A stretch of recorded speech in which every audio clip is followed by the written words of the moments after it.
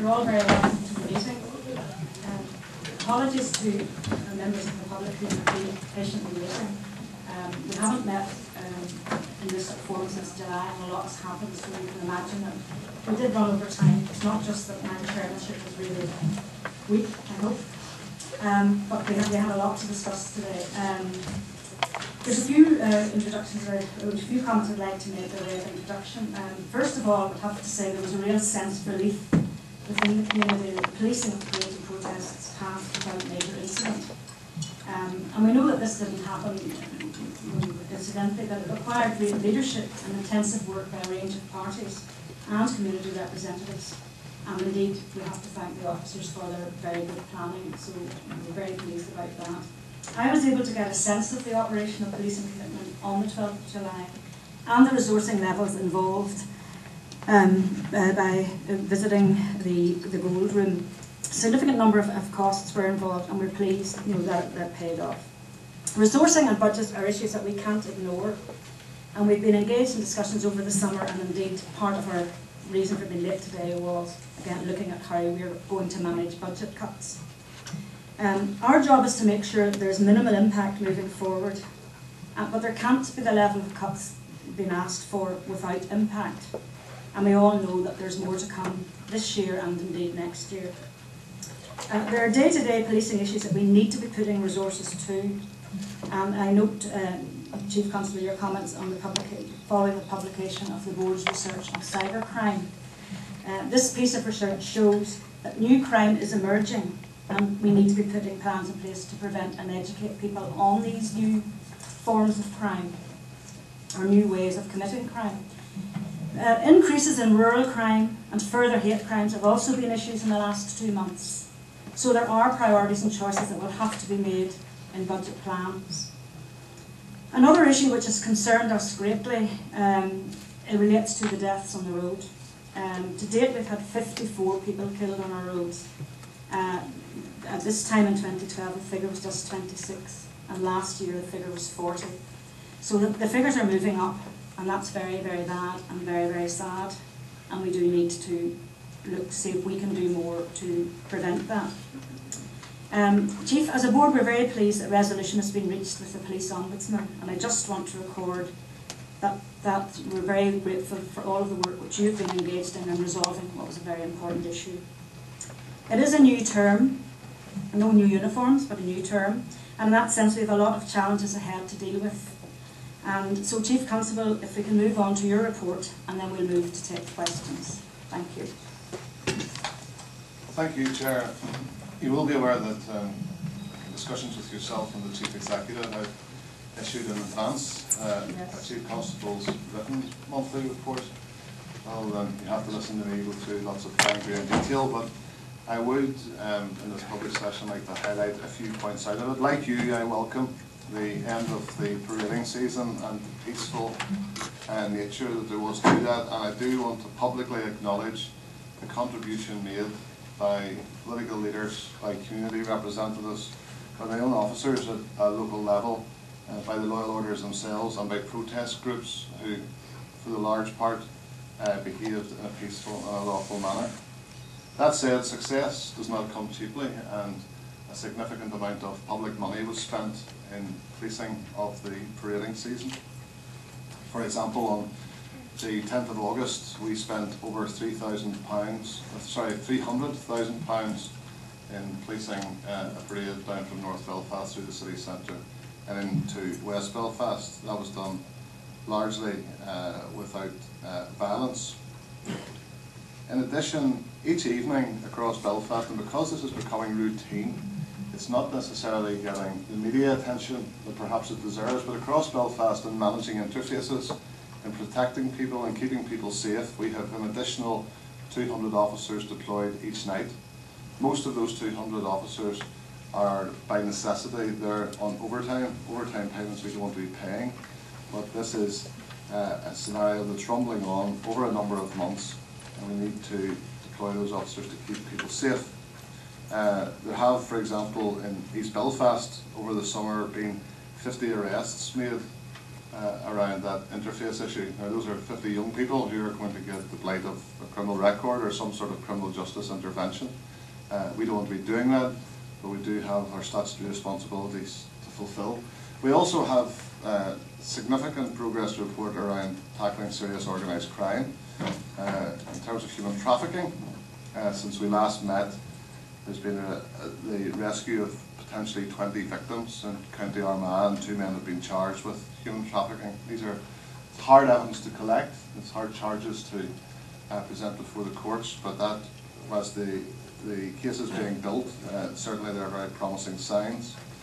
And of course I do want to mention how we deal with missing persons, missing people. Each one of these has the potential to be vulnerable. Each one of them has the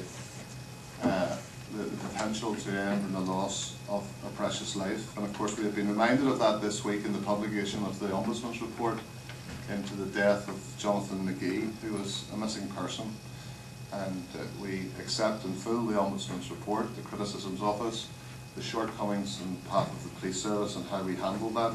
And we will learn from that, and I have no doubt the board will hold us to account and scrutinise our performance on this.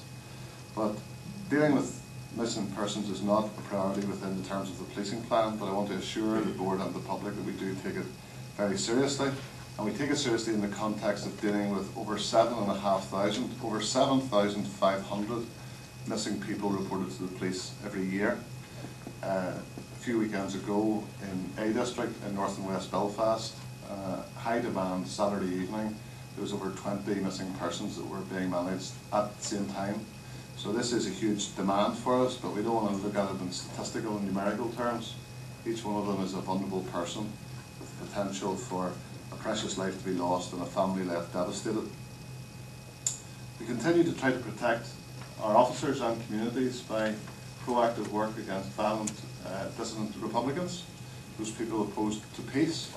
In the year to date, we've had 17 violent dissident Republican attacks, most of them against ourselves, the police service.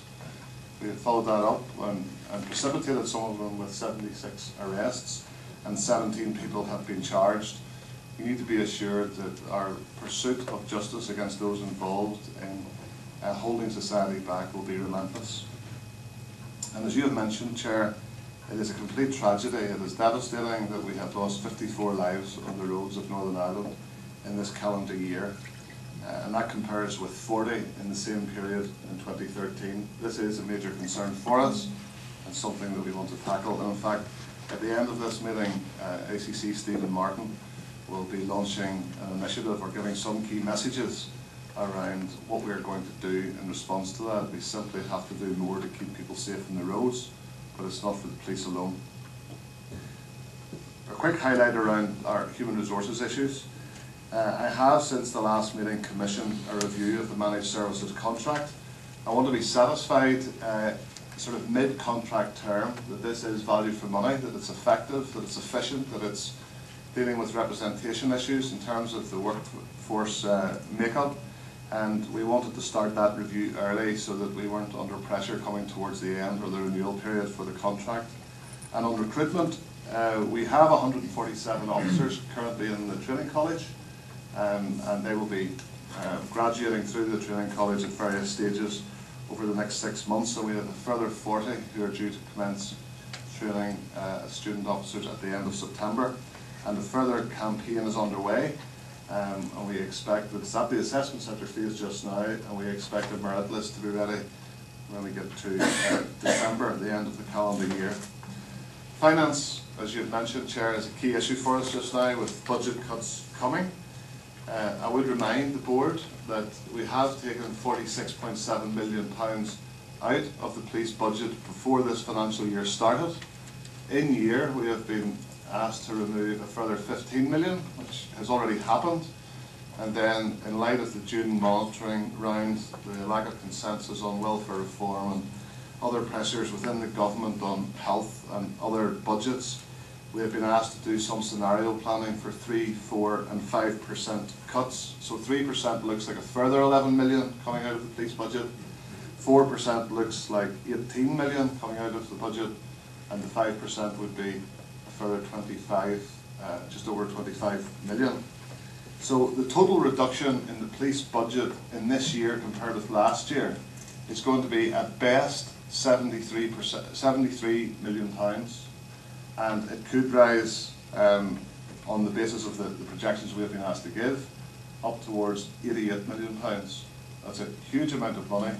We are a big organisation, but to put that into cost terms and something that is just illustrative, 73 million pounds equates to the cost of running 2 out of the 8 police districts. It's as big as that. Now clearly we're not going to collapse 2 police districts, I'm using that for illustrative purposes only.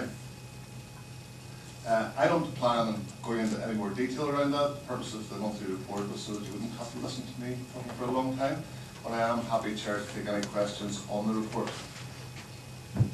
Right, Councillor, thank you very much. And the report is a very extensive report, and we're pleased to have received it in advance.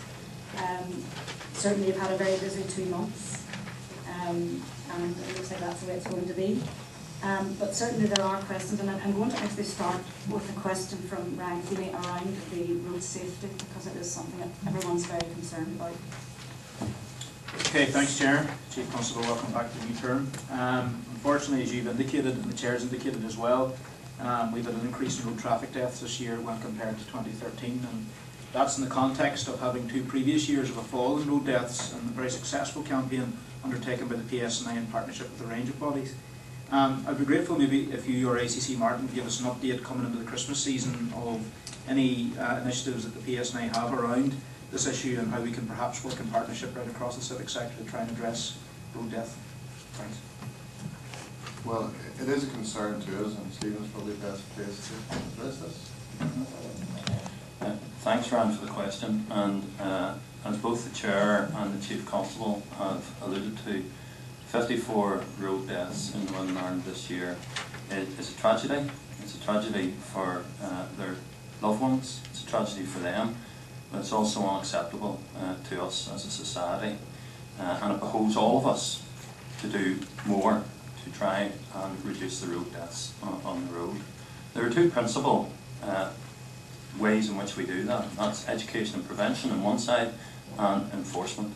And as you've alluded to in your question, we are engaged in a whole range of partnerships with our statutory colleagues in DRD and the DOE and all the various road safety groups around the voluntary sector.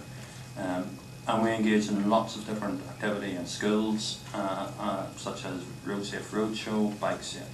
But we also have an enforcement message. And we've given this considerable thought, and we've been putting in a lot of extra resources over the summer into our roads policing activity, and we've spent quite a bit of money trying to increase our profile, trying to give strong enforcement messages. But unfortunately, 54 road deaths, the message isn't getting through to some people. So with effect from tomorrow, we're going to take a firmer line on some aspects of enforcement. So if you are detected by the police tomorrow for speeding, if you're detected using a mobile phone whilst driving, or if you're detected not wearing a seatbelt, you can expect to be given a fixed penalty ticket. That's £60 and 3 points. We don't want to detect people doing that. We would much rather they drove safely within their limitations, within the limitations of the road and the weather conditions and to the posted speed limit. But unfortunately, we see people driving at speed, driving using mobile phones, and these things can take the lives from themselves and from other road users. So from tomorrow, all police have been notified of this today. We will be taking a much firmer line on those particular offences. These are key offences, key causation factors in terms of the causation of deaths on the roads. And our message is, we don't want to give you a ticket, but I'd much rather give you a ticket than knock your family's door and tell them that you've lost your life on the road. Ryan Ray, I'd like to ask something. Yeah. Thank you, ACC Martin, and to Ryan Feeney, my colleague, for asking the question. I will want just to go a little bit further, if I may, and say that in the light of these tragedies, all of these tragedies that are happening, and each one is a tragedy in a home, could I ask that Superintendent Murray who is head of roads policing, if he could attend the board to give a presentation to us on the detail, a little bit more detail of what he and his officers are doing to reduce and, if possible, eliminate this carnage. But something I would want to say, if in doing that, that we could here as a board lend our support to the PSNI in this regard, and I don't know what shape that would take or what it would be, but if we could have him here to give us the detail of that, and then we could see how we could help. But I also want to recognise and acknowledge that PSNI are working very hard in this area of their work. And I think what we ought to acknowledge is that it is not just the PSNI who have got the responsibility to eliminate deaths. Other agencies have, whether it's road service or others. So what I would like to do would be to get a sort of an all-round holistic report on what is happening, so that we can understand better and we can help in some way. Thank you, Chair.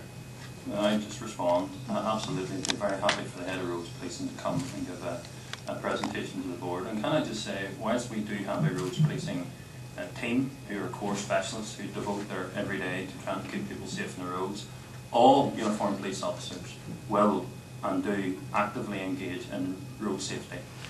So whether it be a TSG officer, whether it be a response officer, right across Northern Ireland, all uniformed resources, all uniformed police officers have the ability to enforce the law on the roads, to give preventative messages, and we do that. And from tomorrow, right across Northern Ireland, all uniformed officers will be in a position to unfortunately give tickets if necessary, but hopefully give the message out to try and encourage people to drive safely on our roads. Thank you very much. Thank you, Chair. Thank you.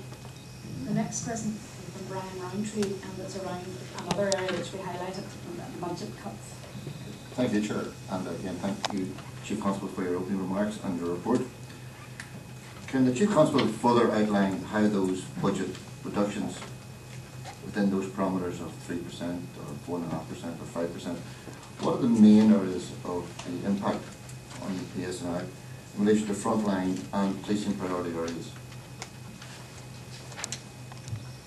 Well, we're currently working up impact assessments and a scenario-based approach to what those various levels of cuts would look like, and that will be issued to the Department of Justice. It goes to play tomorrow, tight deadline to complete that.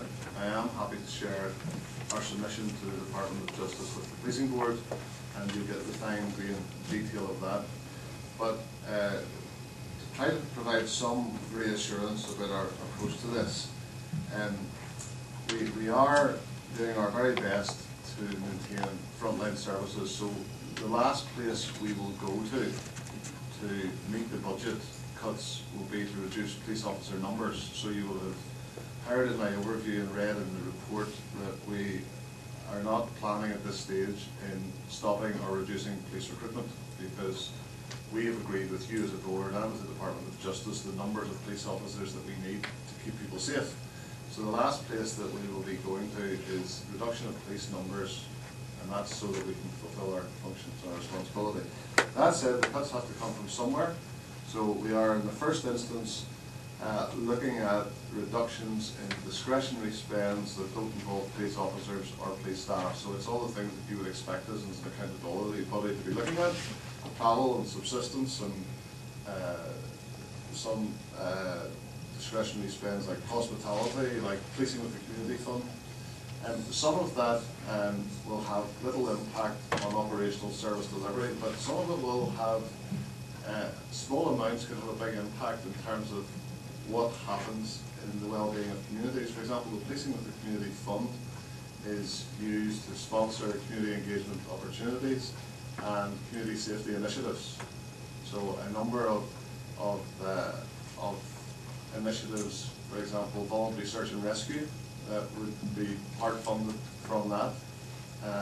Restorative justice programs would be part funded from that. And I'm not saying all of these are going, by the way. What I'm saying is that we're going to be forced to look at those discretionary spends first before we start cutting officer numbers, because we're already creaking in terms of officer numbers falling and the lag time of getting other people recruited into the organisation. But there are three sort of overarching principles that we have set that I suppose is the filter through which all our financial decision making is happening. And the first strategic principle is that we're committed to keeping people safe today. Service delivery today has primacy, but we also have to acknowledge that we have statutory responsibilities to investigate the past. But in terms of the balance between those, there will be a shrinkage in the resource that we're able to put into dealing with the past. For example, when compared with delivering a service today to keep people safe. That's principle number one.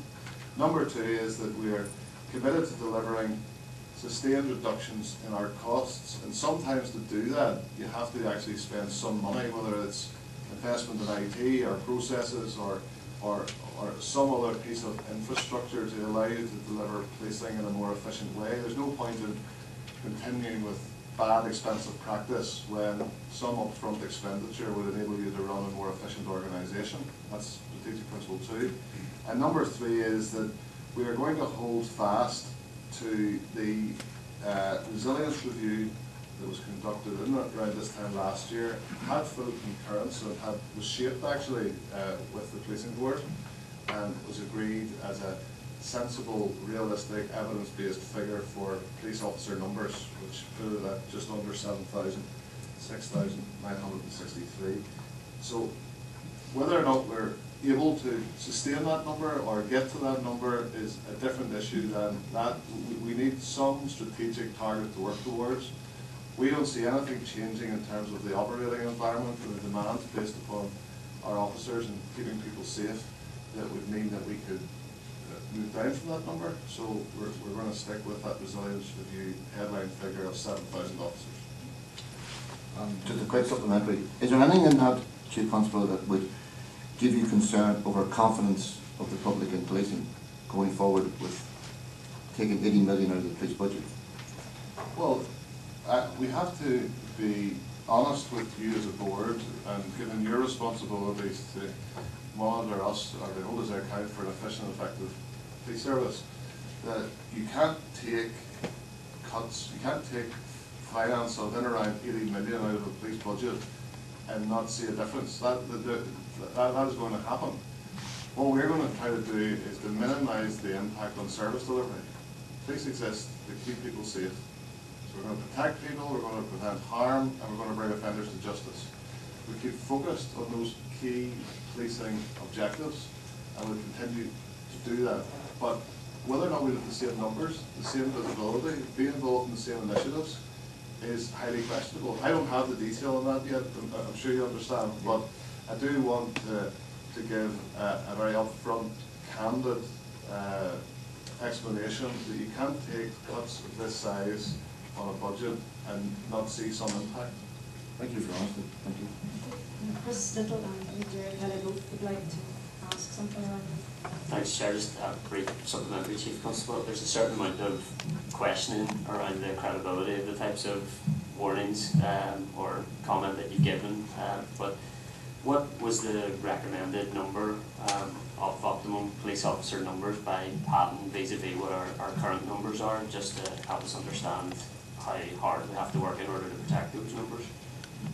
Well, Patton suggested that in a scenario where we were more peaceful than we are now, he gave three scenarios, and based on a largely peaceful scenario where the parading issue would have been resolved and wouldn't have led to the ban of confrontation, we would have had 7,500. That said, whilst Patton has outlined a number of principles that we all hold dear and want to continue to build the policing infrastructure around, things do move on. So we have, for example, an investment in technology that Patton wouldn't have envisaged that would allow officers to spend more time out of the station on mobile data terminals, for example. We do have a different workforce mix. There's been modernisation and still a way to go around whether or not you need police powers to do certain functions. So that would have led to a sensible reduction in police numbers. and also managed service contracts as well have allowed us to contract out, for example, call handling to a managed service contract that previously would have been done by constables. So I think the fact that we agreed a year ago with you as a board 7,000 rather than 7,500 was on our part a mature and a realistic assessment with an evidence base behind it of what the level of police officer numbers need to be. Mindful of that patent figure, but felt in current austere times and the other investments that have been made that 7,000 was more justifiable than 7,500.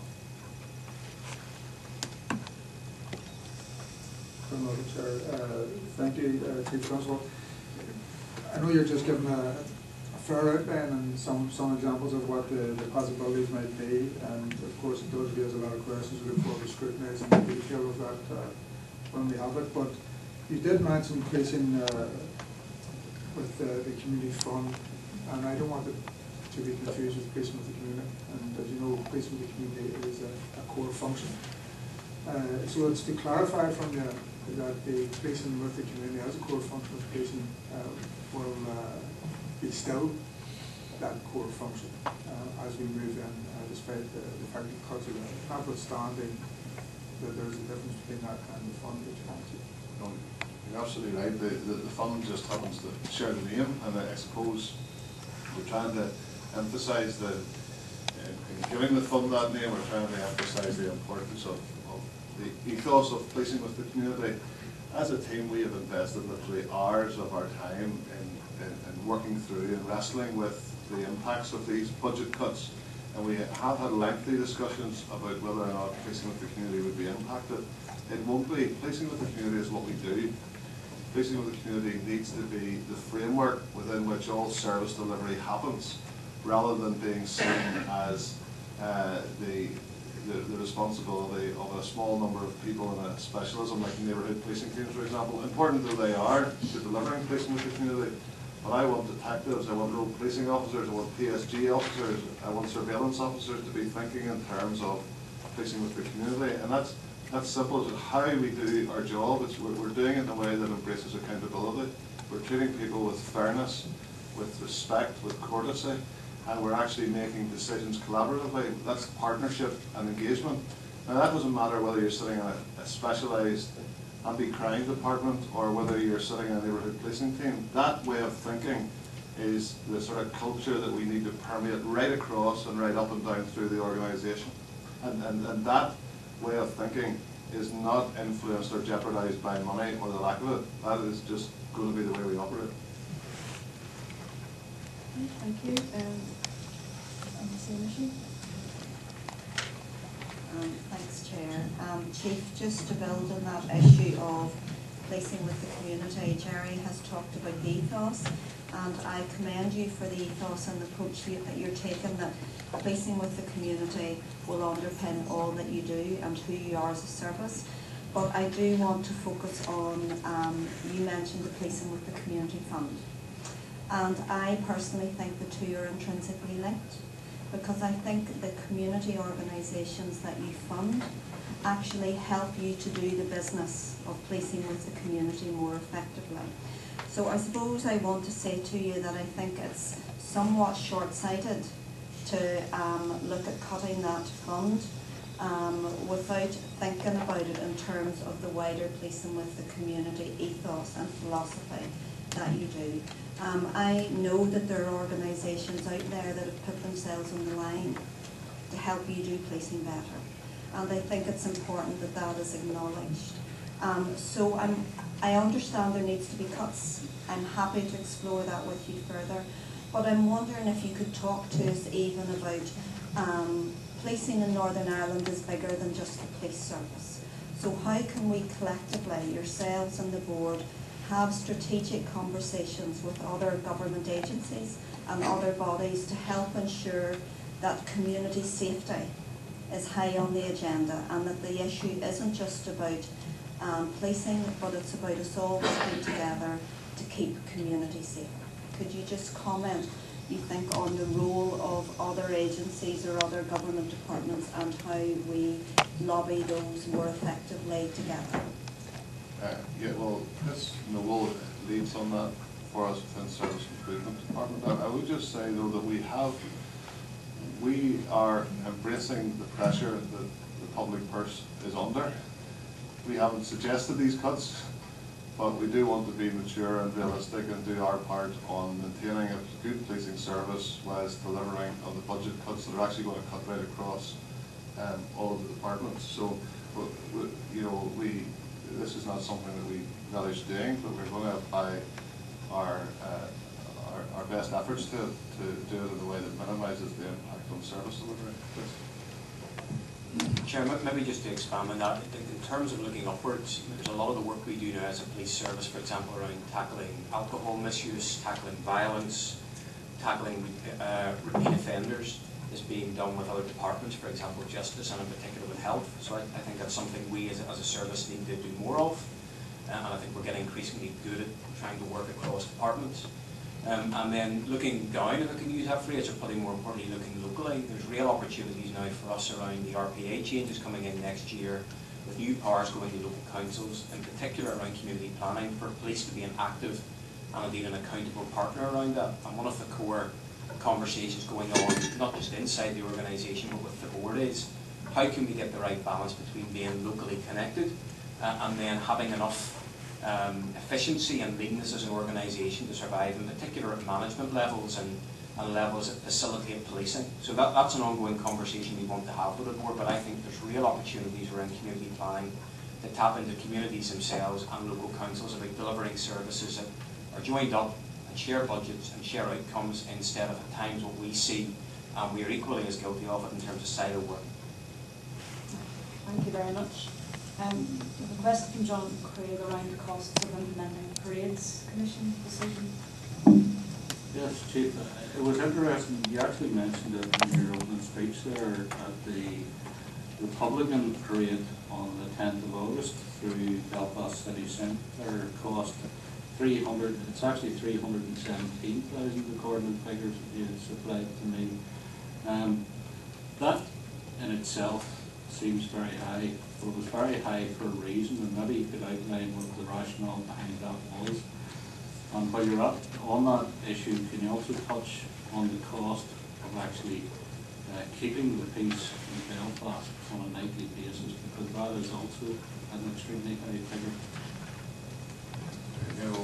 Will Kerr probably is the ACC Ireland best place to answer that. I would say that the 10th of August was one example of a bucket that we could have picked up over the summer, and it was policing the Republican parade, but it was also policing the loyalist protest activity, so these things go hand in hand, but it was a significant spend. Will, do you want to give some more detail on that? Yeah, I'd be happy to, Chief. There's probably not enough what I can add to that, Jonathan.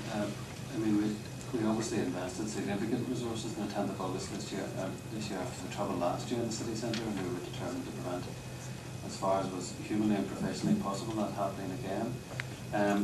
Yes, it is very expensive, it's very resource intensive, and every time we take officers off their normal jobs to go and do this, we only have 16 level 1 TSGs, so full-time officers who are doing this type of work. We have to drive them away from neighbourhood duties, public protection teams, serious crime, a whole range of other functions and responsibilities. But we define success in the night as nobody gets hurt, everybody goes home safely, no damage, and as little disruption to the city centre as is humanly possible. But as the Chief said in his opening comments, success doesn't come cheaply for policing. It's very resource intensive very often. It's simply people on the ground providing that visual barrier and physical barrier between two sets of people who want to get at each other. The nightly cost in Belfast you talked about, you're quite right, it is very expensive at the moment. If you even take two simple interfaces, the one at the top end of Tudela in North Belfast and the one in East Belfast, and both sides of Short Strand, and the Mount P side, the Mount Pottinger side, and over the Lower Newtownards Road side, putting out about 200 officers a night to manage those interfaces alone. It's not as if we're not being proactive. In East Belfast alone, since the 15th of April, we've made over 50 arrests. A reasonable balance from both sides, but people have been involved in interface disorder, and it's low-end disorder that doesn't always get the public traction that perhaps it deserves, but those are young people who are at significant risk of getting seriously hurt, and if we catch them at significant risk of life-changing sentences in court. But it's massively draining at the moment, and they realise that the basic challenge for policing, when we're doing this, we're not doing something else, and it costs a lot of money. Right, thank you. David McElveen. Thank you very much, Chair. My original question, Chief, was about the pseudo-1930s Germany protests against Israeli suppliers that we saw in Kennedy Way during the summer. However, I do appreciate that we're in a world where unless those who are being directly affected press charges, then I think to some extent the police are held back from taking this further. However, moving on to its next stage, I mean, there has been a very clear link throughout Europe in recent days between anti-Israeli sentiment and anti-Semitism. And indeed, this has unfortunately manifested itself now in our own streets of Belfast with the attack on the Belfast Synagogue and also the removal of a memorial plaque to President Herzog, which had to be taken down due to vandalism. We have a small, elderly Jewish community, a community that has contributed much to Northern Ireland society through the last century and into this century, giving us lawyers, business people, academics, and indeed even a president of the State of Israel. I wonder, can we get some assurances as to what is being done to protect our Jewish community in Belfast, to ensure that they no longer have to face the sustained anti-Semitic attacks that we have witnessed on the streets of Belfast? Yes, happy to address that, David. If we could start with the original question around the protest in Sainsbury's and Kennedy Way. You're right, there's always a balance in this of commercial interests from the store itself and our criminal justice responsibilities to make sure that there's a deterrence in what happens. The police approach, you can't break the law without consequence. But there's no doubt racist hate crimes followed a pattern in Belfast over the course of the last 12 months. It was anti-Polish, anti-Romanian, beginning of the year, then it became anti-Islamic, anti-Muslim. Recently we've seen anti-Semitic, and some of those events in Belfast are being influenced by international politics. And we've seen that process develop quite a bit in Belfast. We've done a lot of work with each of those communities. Yeah, specifically about the small Jewish community in North Belfast. We've spent a lot of time with them over the last number of weeks, giving crime prevention advice, providing reassurance, making sure that we've got extra patrols in there so that they feel safe, including at the synagogue, and making sure we're speaking to those community leaders, as we're doing with a range of vulnerable and minority groups across Belfast. We'll continue to do it. Sad that we need to, frankly, but it doesn't look as if we're going to get out of this problem of racism in Belfast anytime soon. Another supplementary from Pat Sheehan. Thanks, Chair. I would join with my colleague David in condemning any anti-Semitic hate crimes, just as we would condemn all the other type of hate crimes that have been taking place. With a Polish family attack yesterday, I think, a Sudanese family attacked last week. So it's fairly endemic in society at the minute. And what I wanted to ask, Chief, was in regard to the threshold that the police use in pursuing hate crimes.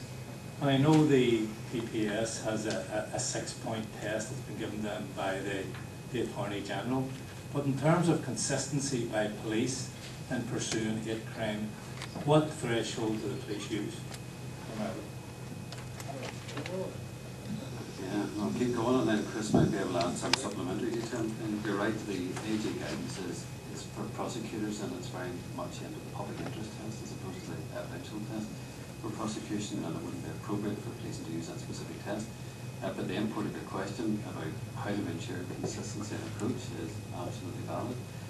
We've been challenging ourselves recently on this, and it's perhaps something that Chris might want to comment on from his own specialism, because we are concerned with making sure there's not just the party of treatment of how we approach it, but also the perception that we're taking all these cases seriously, irrespective of what vulnerable community they may come from. We've had this more recently in the last couple of days, of course, with the cases that how we engage with the public prosecution service and how we show those communities that we're taking the issue sufficiently seriously to act as a deterrent to people who might want to involve themselves in that behaviour in the future. But if you look at the volume alone, there are a lot of these. North and West Belfast A district, the number of racist hate crime is up by nearly 200% this year. There's still a significant volume in South and East Belfast. This is a growing problem in the city. I've given some flavour just before about the range of attacks and how they're influenced by international events. But the one thing for certain is they're going up and up and up. and it's still an underreported area, and it's something we have to group and take very seriously across the city. So we're working very hard with Belfast City Council, with Belfast Migrants, as you would expect, NICEM and a range of other bodies. We're not going to police away to this as a single organisation, and I hope that gives you some reassurance we are taking it seriously. Just 2 brief points there. The key test for police officers is perception. If someone perceives that this is racially motivated or another type of hate motivation, then we record it and we deal with it. We would much rather, for want of a better phrase, have something that perhaps turns out not to be hate related and investigate it, give the attention and the care for the victim that it deserves, but perhaps deciding that no, it wasn't and making that judgment on someone else's behalf. So if the perception from us or another member of the public is this is motivated by hate, then we deal with it as a hate crime and put the support around it that it needs.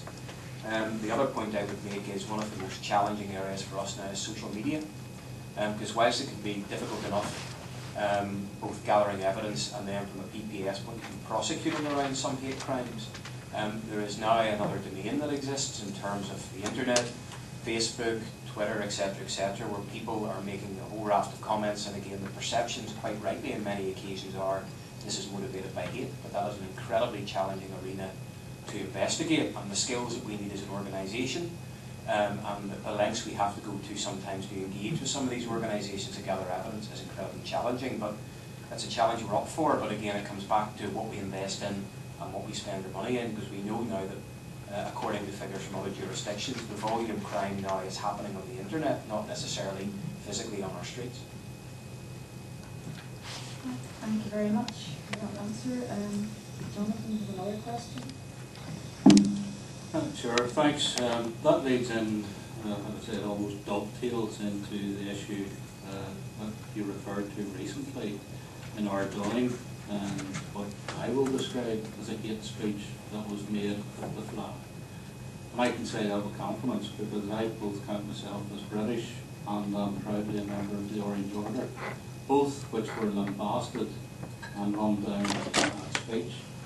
Now, in the mind of the public, and in my mind, it was quite clearly a hate speech. Of that there was no doubt. Given the fact that the PPS yesterday pointed the finger back at the PSNI with regard to not being able to prosecute on this case, Chief, could you outline to us what the issues are around making prosecution in this case? Yes, the normal practice in a case like this is that we would take early advice, especially, I mean, the evidence in this case is probably, most of it is what people have seen, apart from statements of complaint and so on. The core evidence on which the elements of the offence would be assessed by the police and the prosecutor is what probably most of us have seen on social media, on YouTube and so on. It's the speech happening and the recording of it. So the evidence sort of is what it is. So we go along, show that to the PPS, to the prosecutor, and seek advice about whether or not that needs an evidential test. Now, police officers are also capable of thinking, of reading the law that is made by the legislature, by the politicians who set the law on this.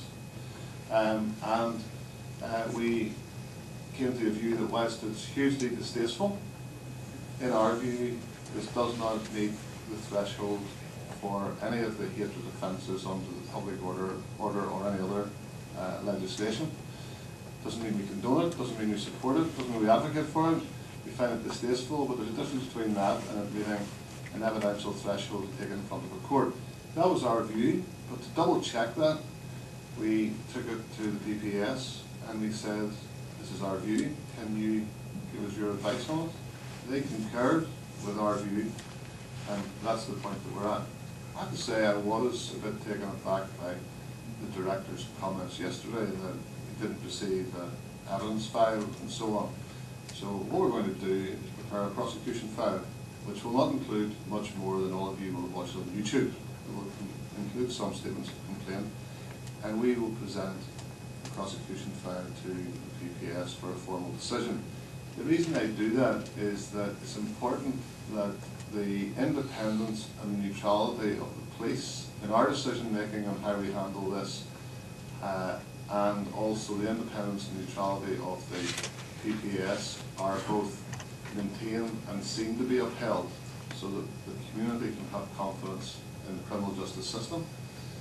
I don't want to prejudge the prosecutor's decision making, but I'd be very surprised if after we now go to the expense of putting all of this into a file and submitting it to the PPS, there's any different an outcome. But by way of reassurance to communities and to people that the criminal justice system actually works and has that degree of independence and neutrality, we will present the Public Prosecution Service with a file and they can make a decision on it. Chief, I thank you and I welcome the fact that you will now forward that file, and but I took great offence at what was said.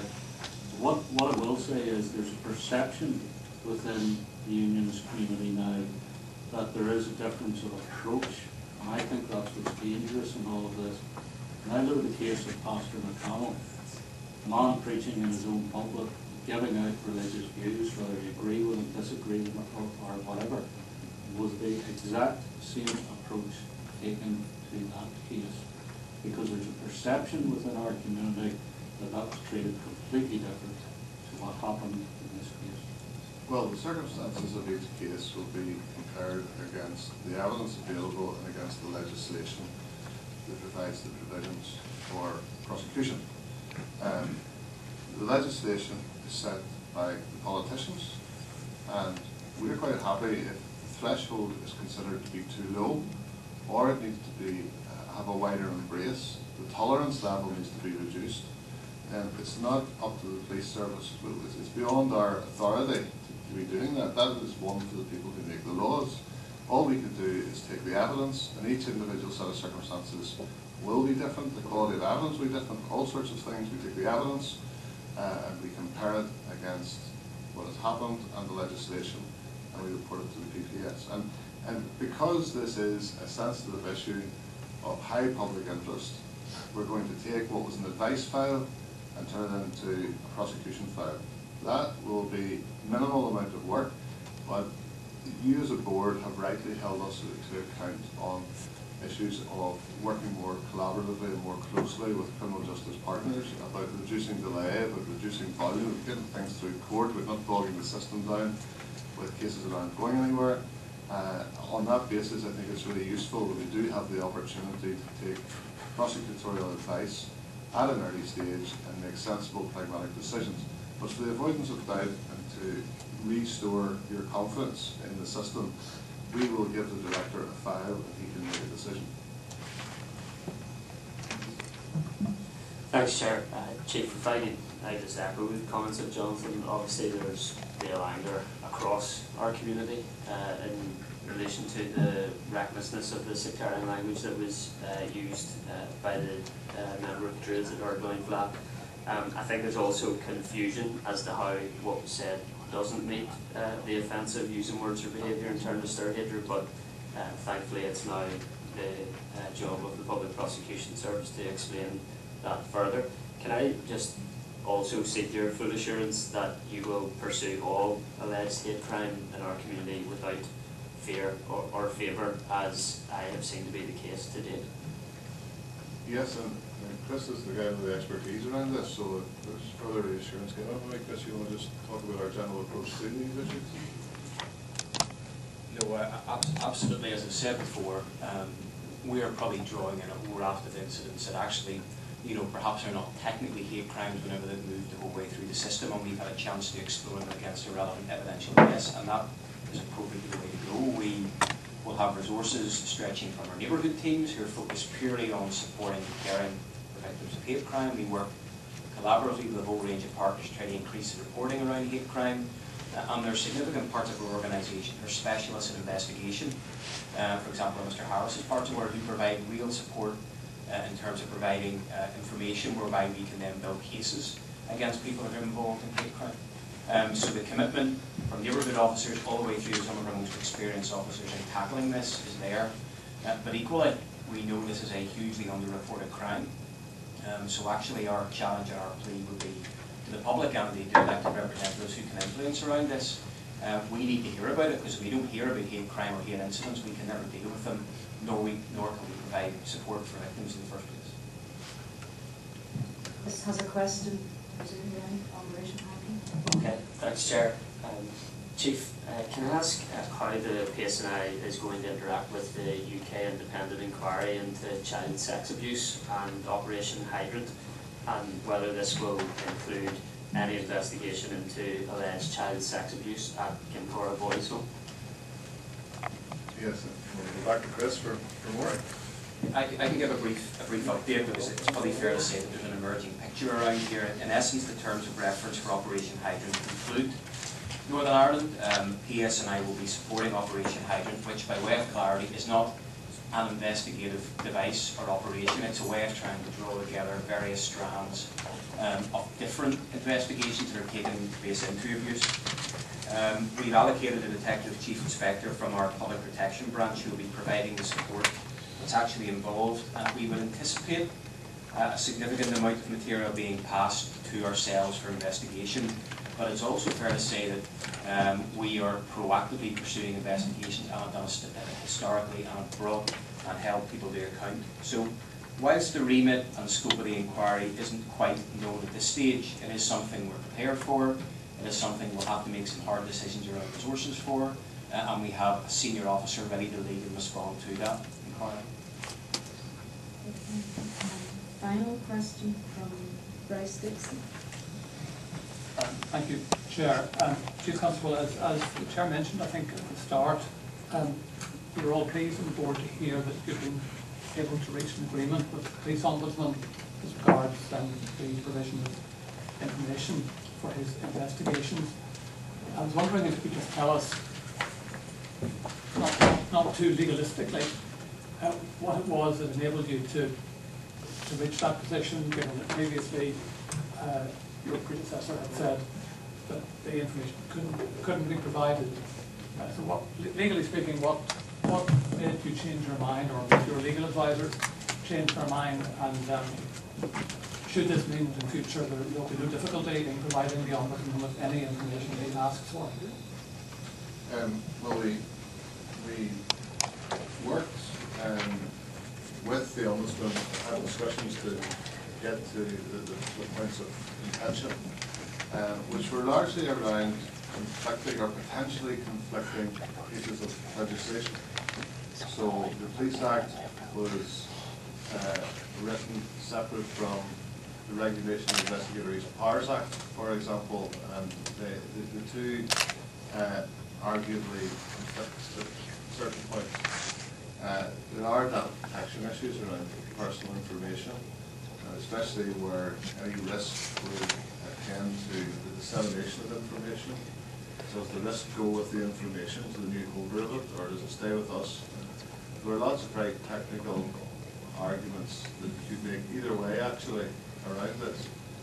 What we achieved through discussion with the Police Ombudsman was an appreciation that they had a piece of work to do that was actually written in statute, and it was good for policing that we were held to account in terms of public confidence in policing.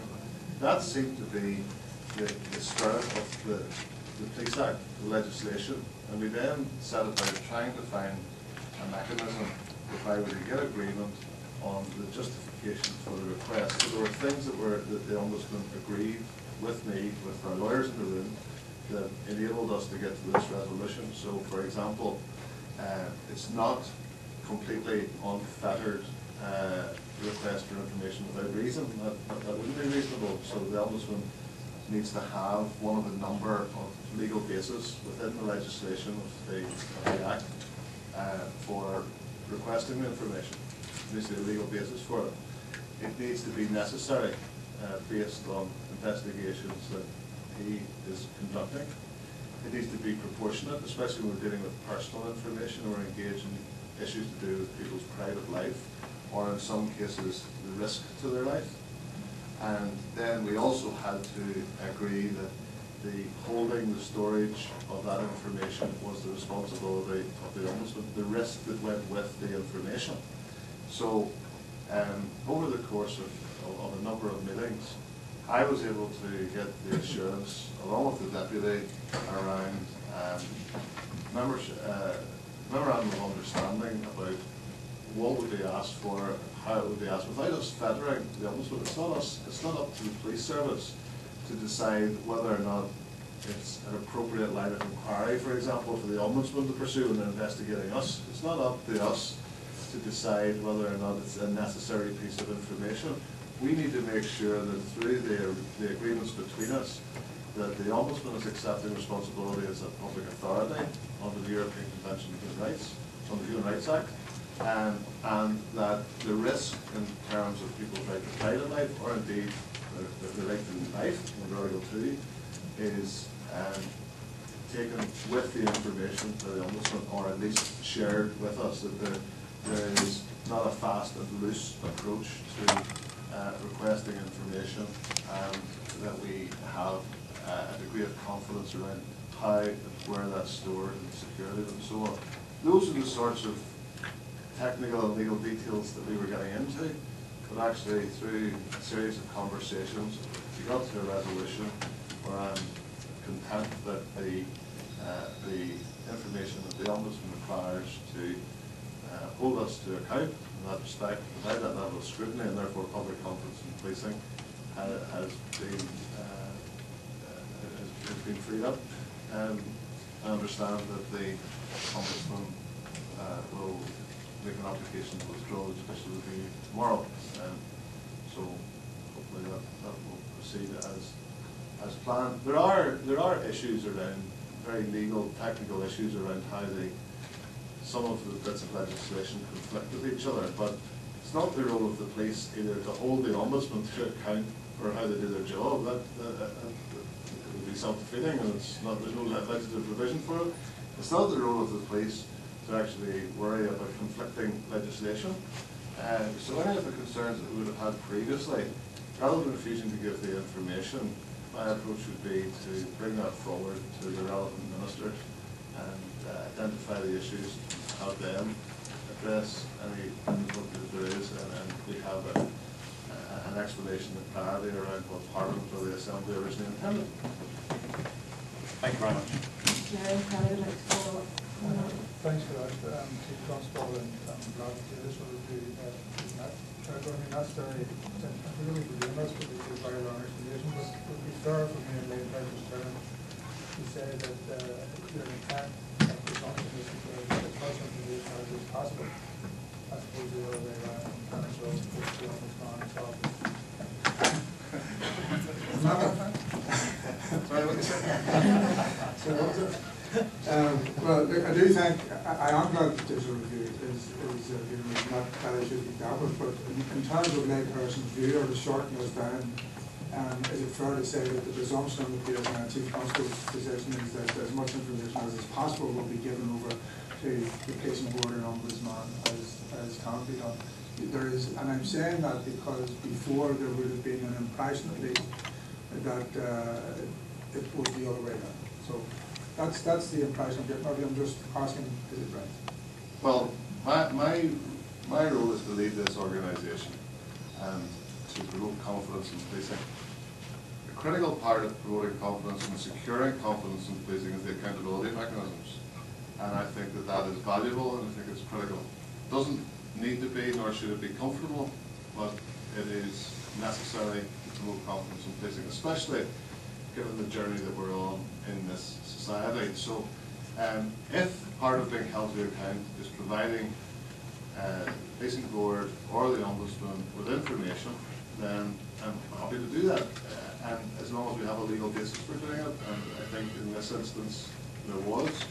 I don't imagine Policing Board or the Ombudsman seeking intentionally to operate outside the law. It wouldn't do their own credibility any good.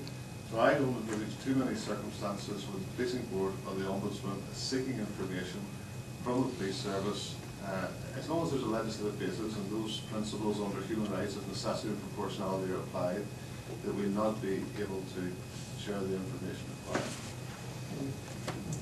Well, that concludes our meeting.